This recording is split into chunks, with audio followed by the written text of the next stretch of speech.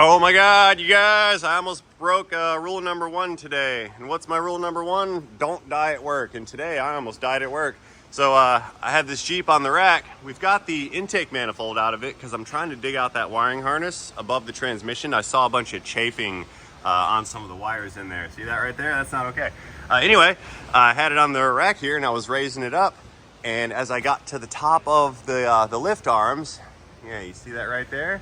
When I got to the top, the cable went to balance out the two hydraulic arms on either side, and that cable snapped and came flinging around everywhere, and half the car fell down on the rack about 6 inches or so, and I can't get the thing to come down any farther. It's kind of stuck on stupid. Here, look at that. Look at that beast right there. Yeah, that thing snapped hard. It was remarkably loud. I wish I had filmed that, but I wasn't planning on a near catastrophe event today here at the shop. I was actually planning on having this car like done and ready to go back together like right now.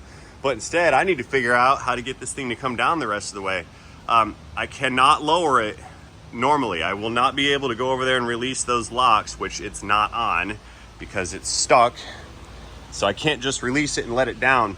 Because when I do, this hydraulic ram on, we'll go around the other side.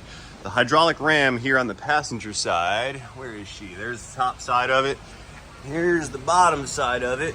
This arm, or this hydraulic ram, will not release pressure. And I believe that's because there is just too much hydraulic pressure on that ram over there. So when I go to release the pressure within the system, that ram wants to collapse and this ram is staying stationary.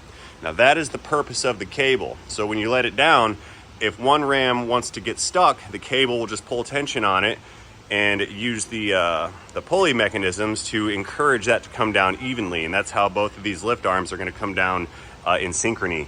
Without that cable, I can't let it down. So I'm trying to figure out how to fix this. Kind of a panic mode, but kind of not.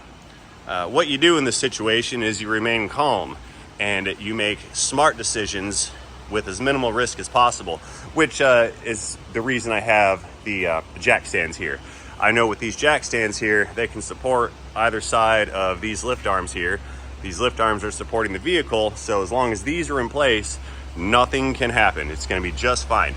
But it was close. We were really close to losing this one, which would have sucked because I have no interest in buying a Jeep, especially buying a Jeep that is rolled over sideways and smashing a Lotus Esprit. So I need to figure out how to get this thing out of here. I'm probably going to end up maybe recording some of it later on, but I figured you guys might want to know just how risky things can be in an industrial / shop environment. Let me know what you think about this situation in the comment section down below. Again, I'm going to post a couple updates on this scenario as we manage to get this Jeep off of the rack today.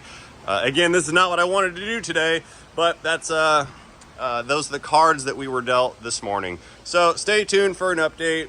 I'll get this thing off the rack. I'm gonna do it without dying, no worries. Everybody's safe and sound and calm. See you guys in the next one. Into transmission.